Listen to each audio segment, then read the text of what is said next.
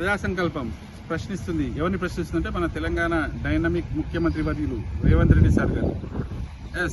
నేను ఒక ఉత్తమ జర్నలిస్ట్ అవార్డు తీసుకున్న ఒక ఉత్తమ జర్నలిస్ట్గా నేను ప్రశ్నిస్తున్నాను.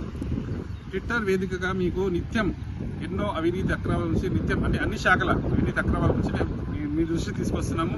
సిపిఆర్ఓ దృష్టికి తీసుకొస్తున్నాము. ఐపీఆర్టీ సంబంధిత శాఖల మినిస్టర్ గారికి, ఐఏఎస్లకు, ఐపీఎస్లకు. కానీ ఎవరు కూడా స్పందిస్తలేదు. ఏదో కొంతమంది స్పందిస్తున్నారు. కాబట్టి ముఖ్యమంత్రి గారు మీకు చూడండి, మీరు ట్విట్టర్ ఆన్ చేసి చూడండి.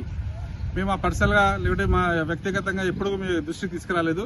మీ గెలుపులో ఎంతమంది భాగస్వామ్యమైనారు, వాళ్ళందరూ కూడా ఈరోజు బాధపడుతున్నారు. ప్రజా సంఘాలైనా సరే, ఎన్జిఓలైనా సరే, చాలా కొన్ని సంఘాలు ఉన్నాయి. ఎందుకు బాధపడుతున్నారంటే వారు మీ దృష్టికి ఎన్నో సమస్యలు తీసుకొస్తున్నా కూడా మీరు వాటి గురించి మాట్లాడట్లేదు.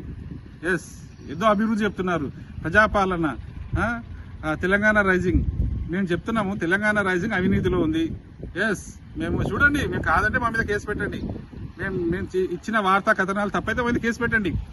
లేదంటే ఆ సమస్య పరిష్కారం చేయని అధికారుల మీద కేసు పెడతారా చెప్పండి. మేము ఛాలెంజ్ చేస్తున్నాం.